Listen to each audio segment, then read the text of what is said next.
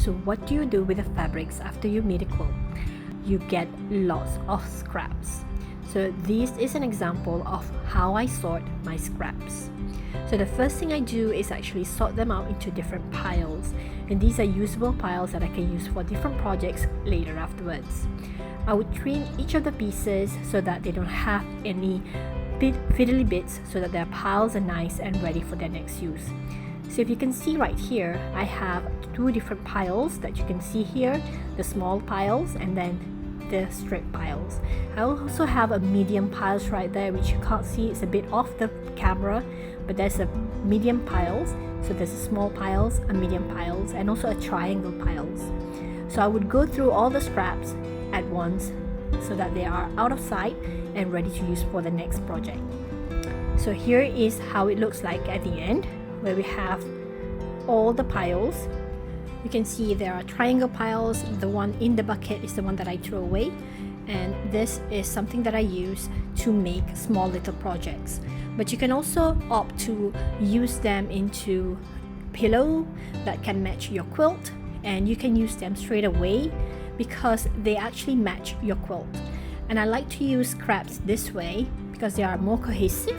They're already matchy, so it's easy for you to kind of make use of them into different kind of projects. So in this case, I'm making little pouches with metal zippers, and I love making this because I can give them away easily because they are still pretty and they are useful to people, and they just use scraps. So why not, right?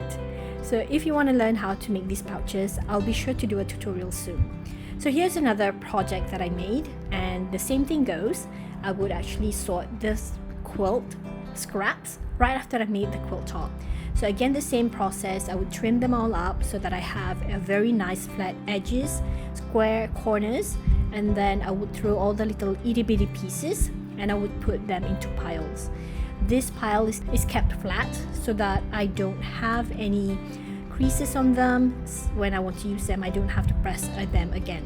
You can see in this one I have a larger piles on the right, and those piles are for used on the lining of the pouches. And then I also have on top there a binding strips, and I made scrappy bindings using this particular scraps. So these are some of the examples that you can do with your scraps. But of course, there are a lot of different ways that you can use your scraps, and I'll be sharing with you a couple more in the following series and videos. So make sure you click subscribe, and I'll see you again next time. Thank you for watching. Bye bye.